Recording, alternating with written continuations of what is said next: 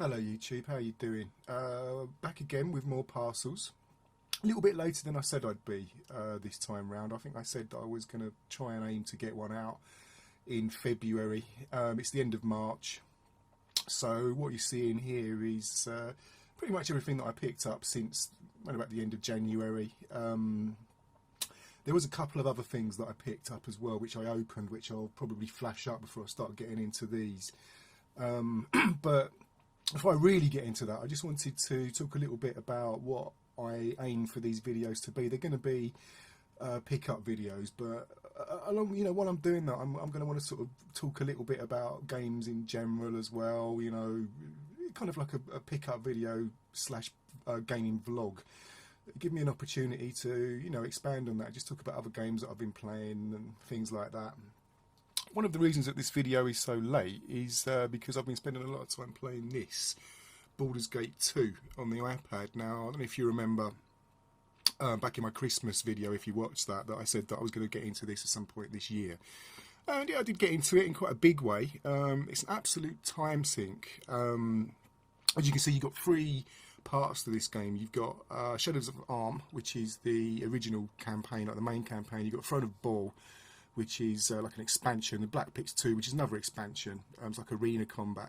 Finished Shadows of Arm, a few hours into Throne of Ball. Great stuff. This is one of the original BioWare games. It's one of so if you're into like Mass Effect, Dragon Age, this is where a lot of all of that sort of comes from. It was originally released on PC back in sort of about 2000, 2001, and you can get this version on PC as well. So if you're not really into tablet gaming, you've got a PC. Definitely worth checking this out. It's give you an idea of how much of a time sink this is and how absorbing this can be. A few weeks ago I had a spare day and there's quite a few things that I wanted to get done that day, including one of these videos, and I thought, well, I'm going to get around to all that eventually today, but before anything I'll just have a few hours on Baldur's Gate 2. That was in the morning.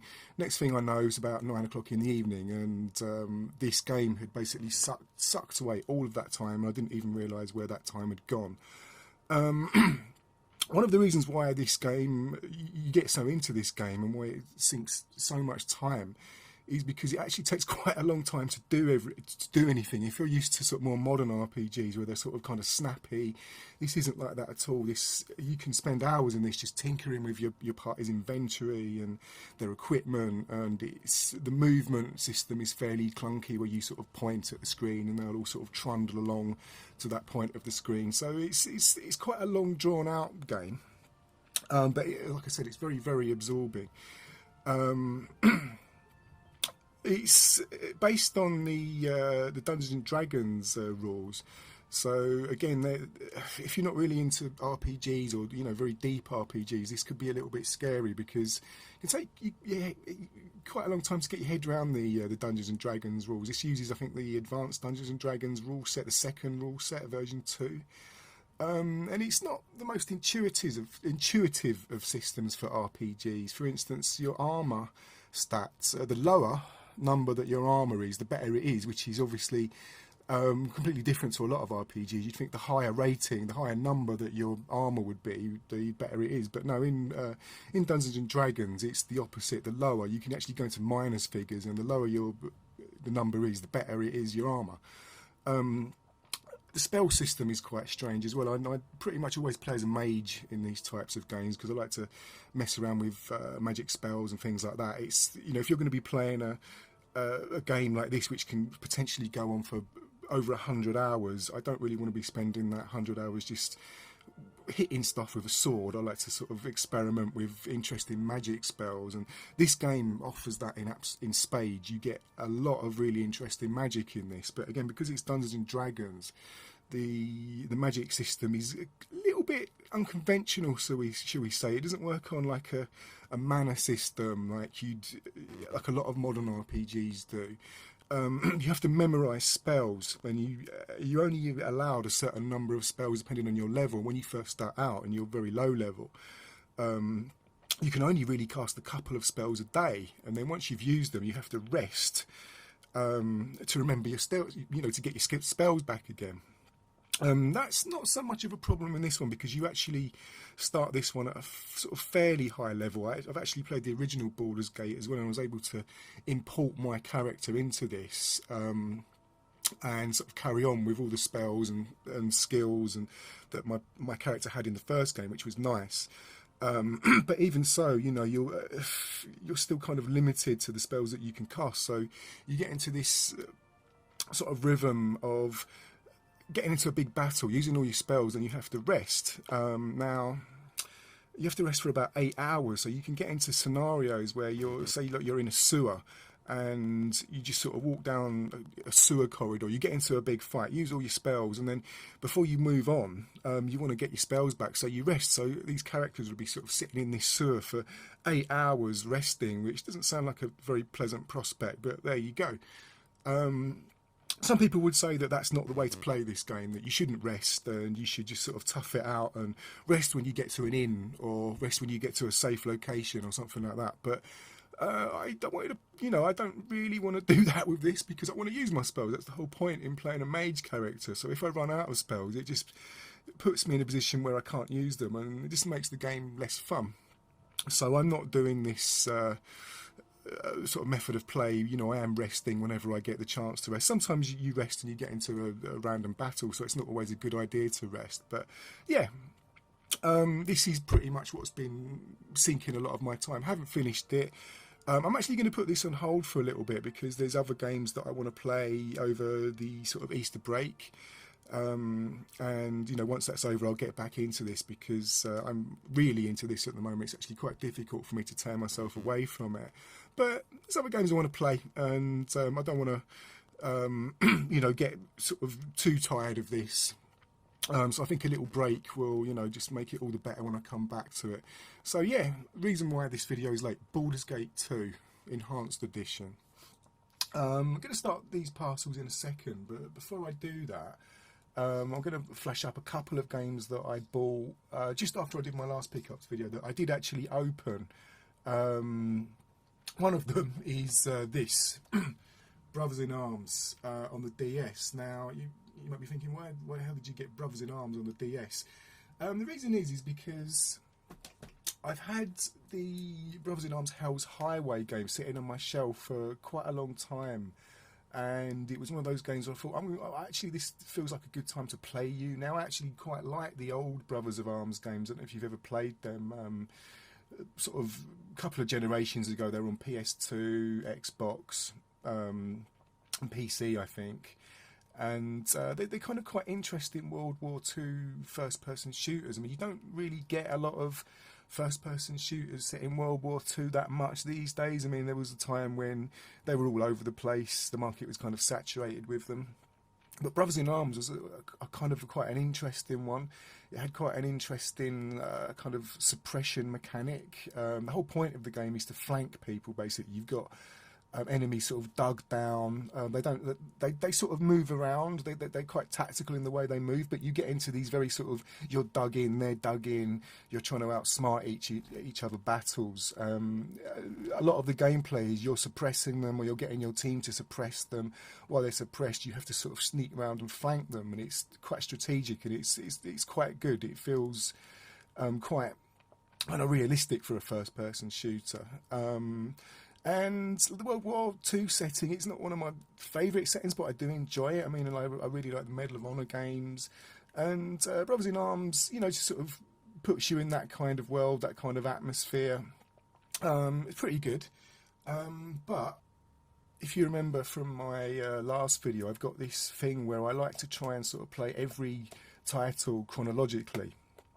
And when I looked at the Brothers in Arms series, I'd actually played both the main season games that had come out, but there was this as well.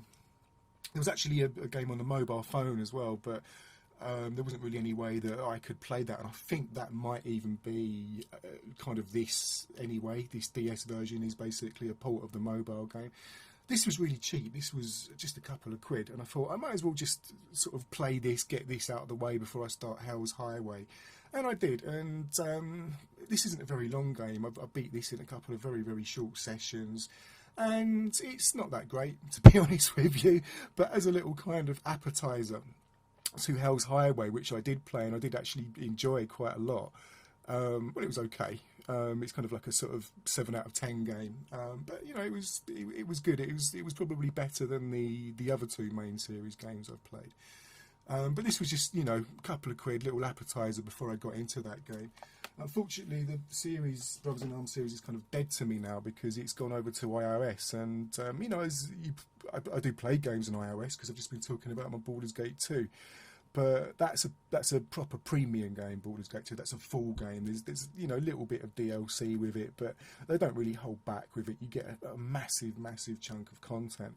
With the Brothers in Arms series, that's basically a free-to-play game on iOS now that charges you things. You know, it charges you for things like ammo, and it's got like an energy bar and things like that. And I just don't do those sort of games. So the series is dead to me now. There was meant to be a version of it coming out on PS3, Xbox 360, etc. I think it was called the Furious 4 or something like that. But that got canned. So not really sure what's in store for the Brothers in Arms series now. But I've played all the main games that I want to play, and it was a good time. And I can move on, play something different. And the other game that I picked up is actually, this is an Xbox 360 game. And this is going to be the only Xbox game, I think, in this video. I've only really just got myself an Xbox. I got an Xbox One mainly because I really wanted to play Rare Replay. But once I had the Xbox One, I thought, well, this is going to give me a chance to catch up with a lot of games that I've always known about but never really had the opportunity to play. They're sort of primarily PlayStation based. So, you know, I was able to get the Gears of War collection, get all the Gears of War games with that, which was good. You can get the Halo collection, that's got all the Halo games. There's a few other exclusives as well, which, you know, I kind of like the look of. But the really good thing is that they've started doing Xbox 360 backwards compatibility, which means that you can get some old Xbox 360 games, chuck them in there. And it will, even if you've got a used copy, it will go online and it will download a digital version of the game. So I picked up Condemned, because that never came out on PlayStation, the original Condemned. I've actually beat Condemned 2. But yeah, Condemned, that was never on PlayStation, never got around to playing it. So I picked up that, so I've got that on there now. But I also picked up this, used The Witcher 2. Now I really want to get into the Witcher series. I know that the Witcher 3 has been making quite a lot of waves on current gen systems. The Witcher 2 never came out on PlayStation, and I think, well, you know, I want to play Witcher 2 before I play Witcher 3. Witcher is just exclusive to PC, the original Witcher, so I probably won't ever really get around to playing that because I don't really have a PC that I can play games on. But I thought, well, you know, Witcher 2, that's backwards compatible now. There's not every single 360 game is backwards compatible with Xbox One. There is a list that are. And I was quite surprised when Witcher 2 came on that list. So, yeah, I got myself a cheapish copy. Because essentially, if you buy an Xbox 360 game to be backwards compatible with Xbox One, essentially you're buying a license to play the digital game, because I think it will just see that you've got the disc and it will go online and it will download the full digital version of the game.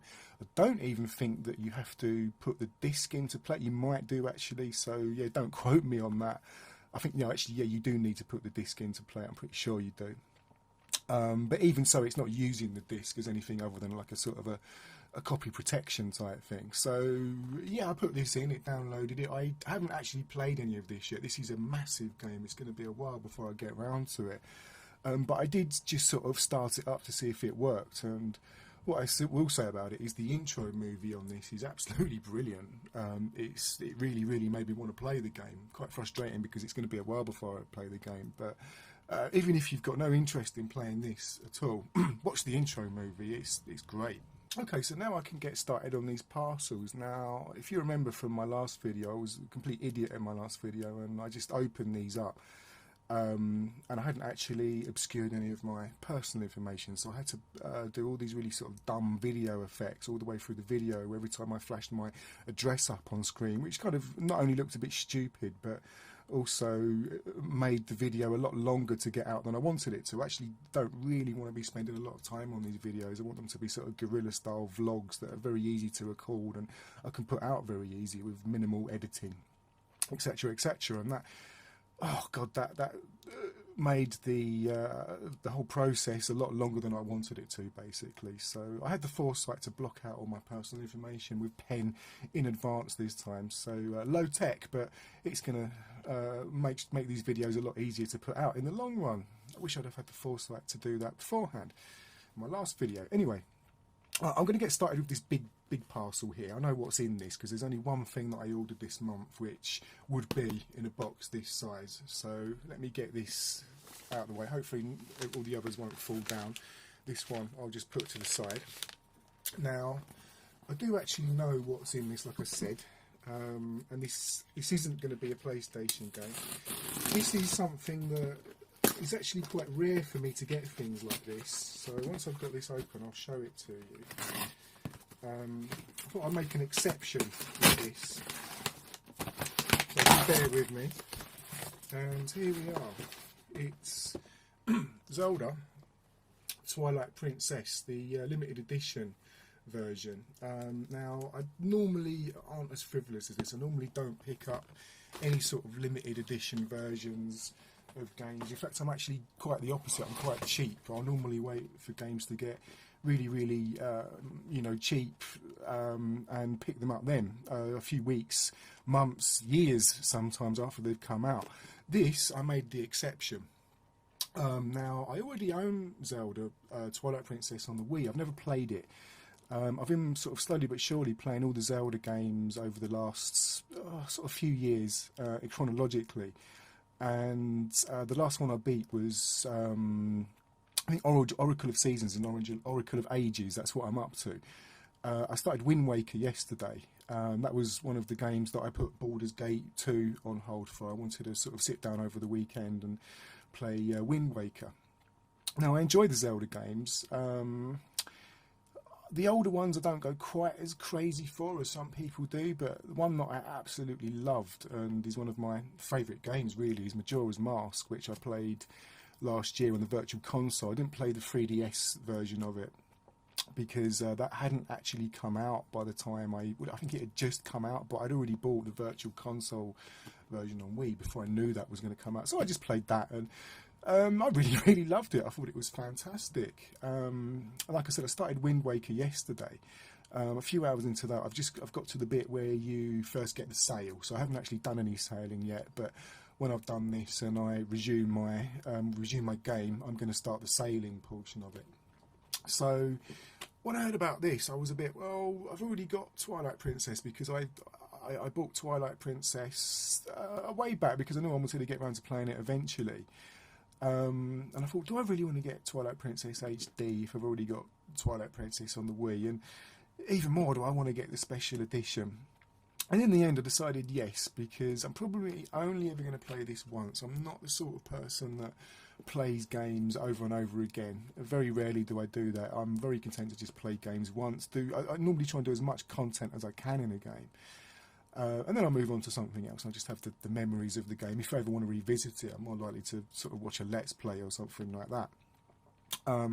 So I thought, well, this is going to be a one-off experience for me. So I want it to be as best as it possibly can be. My Wii Twilight Princess wasn't too expensive, so I think, well, I could probably afford to write off the money it cost for that. And the special edition wasn't actually that much more than the regular version. And I know that these are going to become quite rare, probably eventually, like a lot of limited edition Zelda stuff. But obviously I had to weigh up what you get, you know, even though it wasn't that much more expensive, I had to sort of weigh up if it was actually worth paying the extra. Now, what you get with this, you get an amiibo. I'm not interested in amiibos really at all. This is the first amiibo that I have. And you get a soundtrack. Now, like I said, amiibos, not really my thing. I don't have any apart from the one that you get with this, but I did tell myself if I ever was going to get an amiibo, it would either be a Link one or it would be a Shamus one from Metroid. So at least this gives me kind of like a Link. It's a waffling, but it's a Link amiibo nevertheless. But more importantly, I think that the amiibo that you get with this actually unlocks extra content. So for me, I'm thinking, well, I'm going to try and play as much content from the game as I can, because I'm only going to probably ever play it once. So that amiibo will unlock a little bit extra for me. And the other thing that you get with this is a soundtrack. Now, I really, really like the music in Zelda games, particularly Majora's Mask. I thought the music in Majora's Mask was fantastic. So soundtrack is something that I'm interested in. Whether or not I'll actually listen to the soundtrack, I don't know, because I'm probably more likely to find a decent copy online somewhere and download it and listen to it that way. But either way, you know, I do have, you know, now I have a soundtrack for it if I can't find a version of it online, which would be quite unusual. But, you know, I have a physical copy, more important for me, a physical lossless copy of the soundtrack to enjoy as well. And also, you know, like I said, this is kind of like a mini investment, because these become quite rare, quite valuable Zelda limited stuff. Not that that's the reason I bought it for. The main reason I bought it for, because I really want to play it. I really want to play the best version that I can of it, and the amiibo that you get with it hopefully will unlock extra content as well. So yeah, good. So let's start on some of these. I'll just do it the same as I did last time. I'll work my way from left to right. This one keeps wanting to slip down, so I'll start with this one. Don't know really what's in these. I know what I ordered, but I don't know what's in each individual package. So let's get this one open. And haha, okay. Now, before I show this, I just want to just quickly flash this up, because when I flash this up, this is going to explain why I bought quite a few of the titles in these parcels here, and that is Batman Arkham City, the Game of the Year edition. Now, I played this a few weeks back, and it absolutely blew me away. I thought it was an incredible game. I'd already played Arkham Asylum, and I thought that was great as well. Interestingly enough, just been talking about Zelda, and that's a style of game that I'm really, really into. And if you know the Zelda games, especially the 3D Zelda games, and if you know the Batman Arkham games, you'll know that they're very, very similar. Batman basically has the same equipment that Link does. He has explosives that he can use to blow up cracks in walls. He has a hook shot, which is actually his grappling hook. He has a boomerang, which is his batarang. It's very, very, very similar. And that's a good thing, because I love that sort of game. Darkseid as well, if you've ever played Darksiders, that's another very sort of similar style of game. And of course, Okami as well. Fantastic. I really, really, really get into those style of games. I don't really know how you describe them. Not RPGs, but I'd say they were kind of 3D, kind of Metroidvanias, really. But really, really good stuff. And it also kind of made me appreciate Batman a little bit more. I used to love Batman when I was a kid. I used to have like Batman costumes that I used to dress up in, and I loved kind of superhero stuff when I was a kid. But as I got older, it was just something that didn't really interest me anymore outside of games, because being a gamer, obviously that's how I get my superhero fix. I don't read comics. I'm not really that interested in superhero movies. So as far as Batman goes, once I stopped being a kid, it was not really something that interested me a hell of a lot. You know, the films are okay. You know, the Tim Burton films are okay. The Christopher Nolan films, they're all right, but it's not. It doesn't really sort of make me think, oh, Batman is awesome. And then I played these Arkham games, and that kind of made me think, yeah, this is how Batman should be, and it actually made me think that Batman is quite an awesome character. It's just done really well in those games. It's different to how the films portray him, and I don't read the comics, so I can't really comment on that. Very, very dark, very, very seedy. The intro to Batman Arkham City is absolutely fantastic. It's really intense, really, really gets you into the game. Absolutely brilliant. So yeah, waffled on quite a lot about Arkham City. Why is that? Because I thought, well, you know what? There's actually been quite a few Batman games. I know I'm not an idiot. I know that the Batman games that came out prior to Arkham City aren't going to be anything like Arkham City. But even if they give you just a little touch of that atmosphere, I think it's worth it. So what I did was I just had a look at the Batman games that came out on PS2.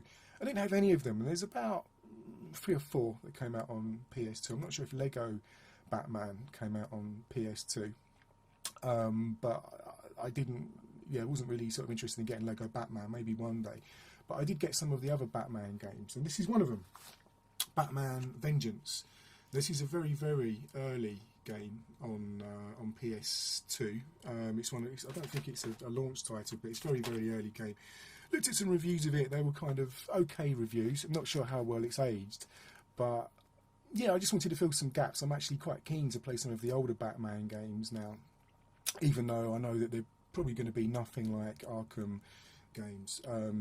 Even if they just give you a little feel of those games, I'll be happy. And they're quite cheap as well. None of these old PS2 Batman games are very expensive. You can pick them up for, well, in the UK, a couple of quid easily online used. So, yeah, Batman Vengeance. There's probably going to be a lot of Batman games, old Batman games, old cheap Batman games in this video. So let's do this one.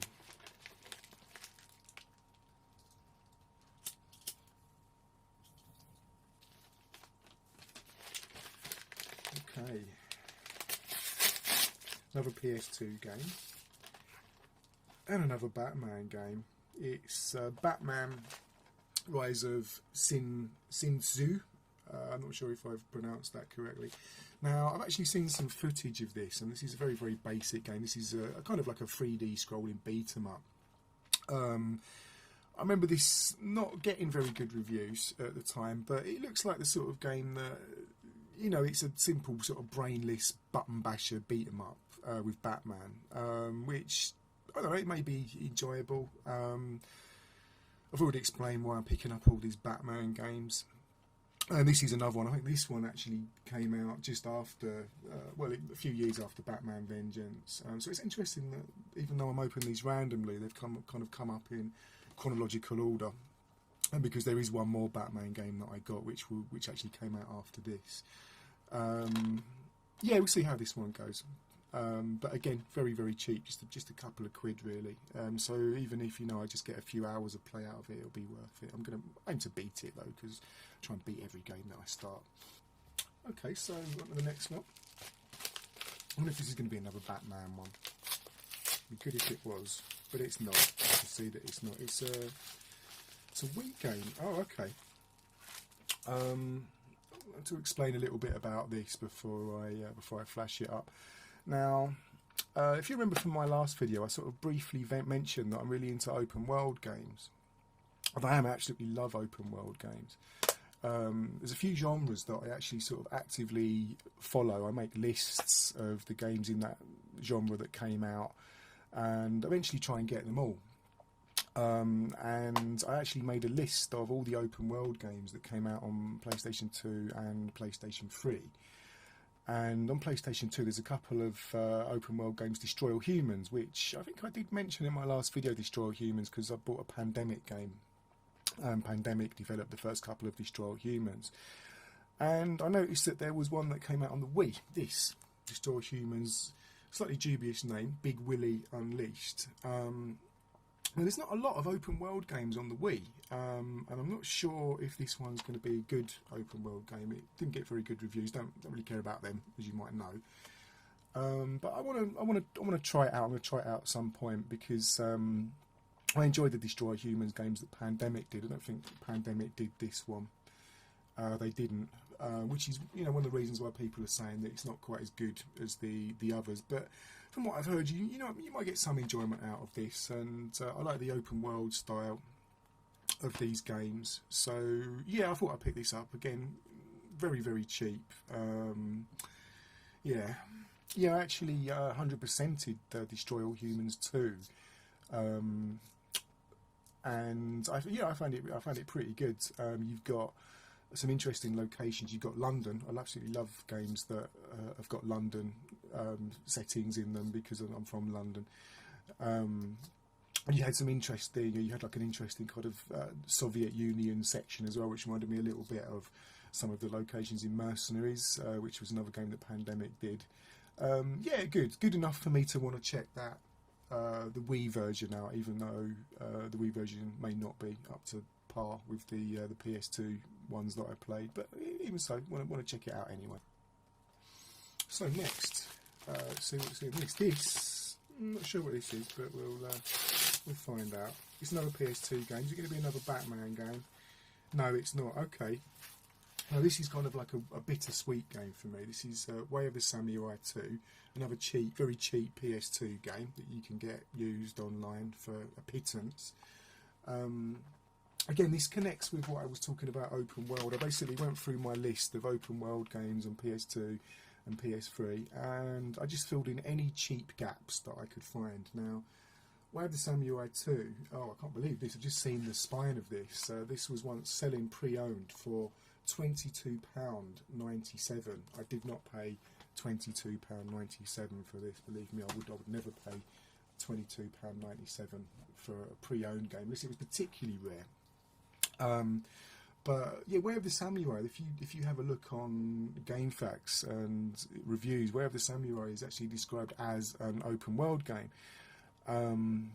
It kind of is and it isn't. I did actually beat the original Way of the Samurai a few weeks back, and to be honest with you, it's not really my sort of thing. It is kind of open world, but it's not the sort of open world that I particularly like.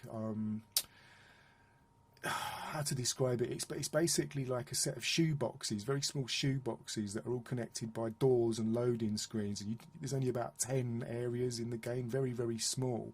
And while you are able to walk freely between these areas, it doesn't really feel like a big, expansive open world game. On top of that, I wasn't really that into the gameplay itself. It's one of those, it's a very short game, but it's one of those games that you're meant to beat over and over again because you can make decisions in the game that sort of branch off into different endings and things like that. That's all well and good, but I'm not really the sort of gamer that likes to play games over and over again. I mean, I've played other games like Heavy Rain, and I've played Beyond Two Souls, and what's that recent horror game, Until Dawn. I've played all of them, but they're the sorts of games that, even though they're designed that you play them through a few times and get different endings, I don't really ever do that. I just sort of play them through once normally and just experience the story that I get. So that aspect of Way of the Samurai didn't really appeal to me, but on top of that, the story is actually quite tedious, especially at the start, and it's a sort of game that you can't save. It's very short. You're meant to kind of beat it in one sitting, so if you do die, you're sent all the way back to the start, and you have to listen to all the same dialogue again, which you can't skip, and it's not really that interesting, and it's actually kind of tedious. The fighting system in it I didn't really like that much. It's no God of War, believe me. It tries to be complicated, but if you try and play it how it's meant to be played, it's very, very hard, and you get beaten up, because I found the timing for some of the combos and that to be quite tricky. But if you just find the most powerful attack and you just spam the most powerful attack over and over again, you can normally win, but that just makes the game kind of dull and kind of boring. So even though I did actually beat Way of the Samurai, I think I might have beaten it a couple of times. I got a rubbish ending, and I think I got one of the best endings. Not the best ending, but I got one of the best endings, which I was happy with. And I think I gave it another play after that, where I ended up just leaving the town. This is the weird thing about the game, is that you're in this town, and you can actually just leave the town and the game will end. It just say you can leave the town, but the game will end. And it's like, well, okay, I'll count that as another ending. So I left the town. So I went through it about 3 times. Not really my sort of thing, to be honest with you. If it had have been like a proper big open world like you got later in PS2's life, maybe I was a little bit naive, thinking it was going to be maybe along the lines of San Andreas or Scarface or something like that, where you've got a big world with no loading times. This isn't that. This is lots of little, like I said, lots of little shoe boxes connected by doors and loading screens. But yeah, I picked up Way of the Samurai 2. I actually picked that up before I'd even played Way of the Samurai, so I don't know if that's going to be any different, if it's going to be any better. I probably will give it a go at some point. There's actually quite a lot of Way of the Samurai games. I think they're up to about number 4 or 5 now, because there's quite a few that came out on PS3 as well. Whether I get those or not, I don't know. We'll have to wait and see. If I think Way of the Samurai 2 is great, then maybe I'll check the other ones out. But if it's anything like the original Way of the Samurai, I don't think it's going to be my sort of thing. So yeah, let's do the next parcel. This, obviously DS game. I know what this is, but let's open it up. You can tell it's a DS game because that's a small package. Right, get this open. I'm quite interested to see if this is complete, because I actually got this really cheap, and I'm sort of thinking this may not be complete because other versions of this were quite a lot more pricey. It's this Sonic Chronicles on the DS, and just open it up. Oh, that is fantastic. It's complete and it's in good condition as well. It's got the manual.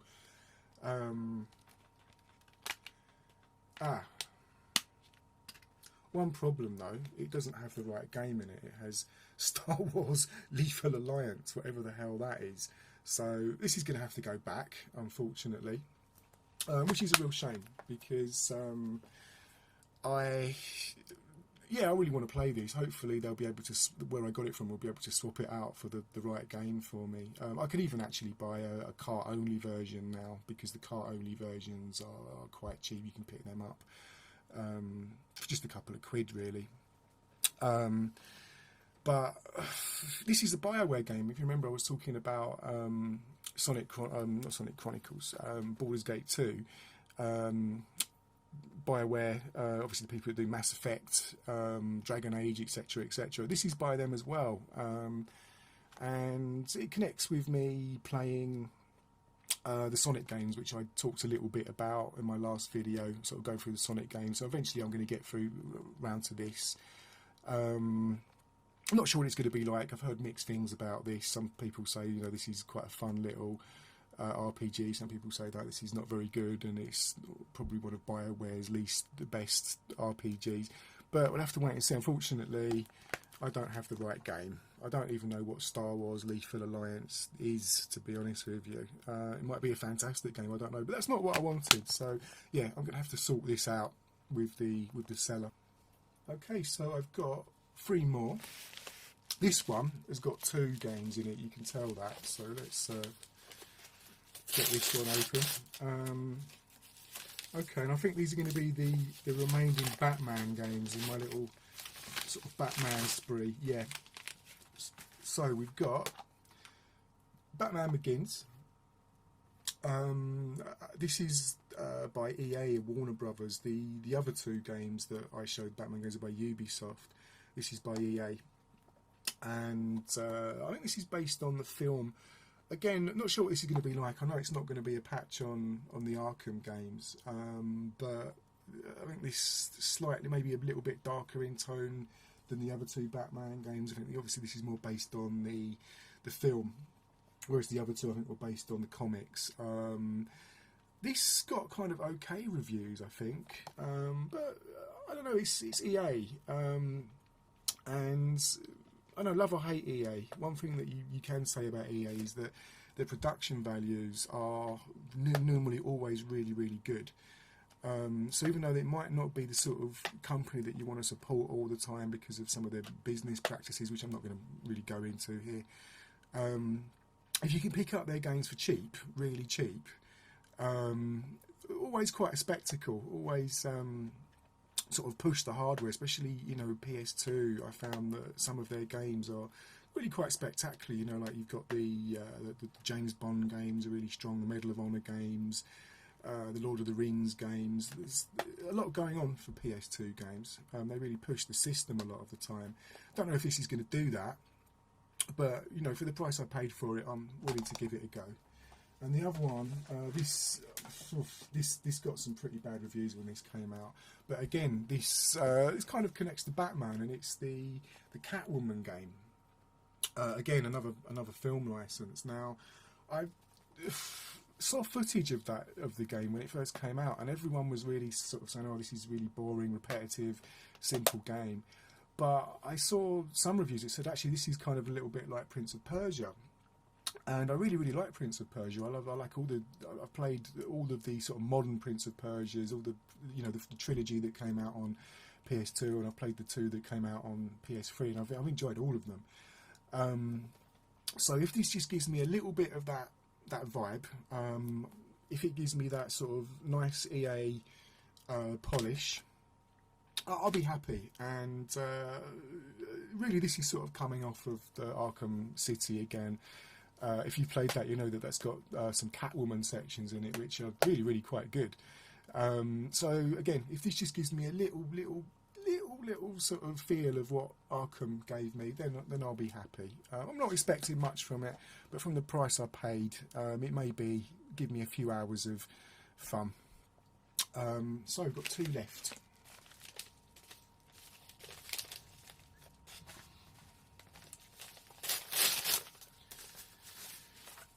Okay, another EA game. Godfather 2. Now, once again, this connects to me filling in my open world game gaps. I've actually played the original Godfather on PS2, and I really liked it. That's another game that I 100%ed. Didn't take me very long to 100% it. With a lot of open world games, they can really sort of go on for a long time, especially if you've got lots of side content. And I nearly always want to do all the side content in games like that. There is side content in Godfather, but it's a sort of game that you can actually beat 100% in just a few days, which is a good thing or a bad thing, whichever way you look at it. For me, I suppose it was a good thing. I've played my fair share of big, huge open world games. I've 100%ed GTA San Andreas, for instance. I 100%ed Scarface, which is a fantastic game if you've never played Scarface. That's probably better than The Godfather. But it's huge. There's loads of things to do in Scarface, and I probably spent just as much time playing that than I did San Andreas, believe it or not. It's a very, very long game. These games, not so much. Now, this I've heard sort of okay things about this. One of the things I liked about The Godfather, one of the things I was actually quite excited about it when it was first announced, many, many years ago, was that EA hadn't actually ever done an open world game before. So I'm thinking, well, if you've got that sort of EA polish with an open world game, that might be really, really good thing. And as it turns out, it was, even though the content that they gave you didn't sort of go on for quite as long as some other games in a similar style. So yeah, I'm going to get round to this, and hopefully it will, if it's as good or better than the original, I'll be happy. Once again, wasn't too expensive, this game.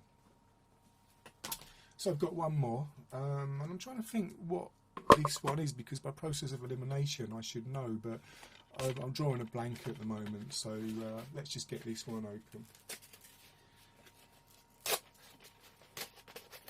It's a PS2 game, but I still don't remember what it is. And it is... Oh, okay. This is actually going back quite... I actually bought this ages ago. I just sort of found it on my shelf and I hadn't opened it. It's a key recyclable. It's a pinball game. As you can see, it's got a sticker on it, 20 quid. I never paid 20 quid for this. I paid a couple of quid for this. I saw this on somebody's channel. It's a guy called Austin Macat, who I watch quite a lot. He plays a lot of sort of old retro games. He doesn't play a lot of PS2, which is a shame. I'd like him to play more PS2, but he doesn't really. He plays sort of older systems and that. Very good though. But he played this at one point, and I don't mind pinball. I'm sort of getting into it. I bought a whole pack of Pinball Arcade when it was cheap on PSN a while back, and I played a little bit of it. I thought, yeah, this is okay. Still not too sure how much I like pinball, but this is an interesting little pinball game. It looked interesting anyway. Apparently, it's meant to be quite difficult. But it was cheap. It's based on Akira, the manga, which I have actually seen Akira, but that's one of the only mangas I've ever seen. I haven't seen too many of them. And yeah, that's that. That's my my haul for this month, this last few weeks really. A lot of cheap PS2 stuff, a lot of Batman stuff, a lot of me filling in my open world game gaps. I suppose the main thing, the big frivolous thing I bought this month was Twilight Princess HD, the limited edition one. But like I said, I'm a big fan of Zelda, and I'm really looking forward to playing that one. So it was probably worth the investment for me. So that's that. I'll try and get back in a month or two when I've got another pile of parcels to open. So I'll see you then. Take care.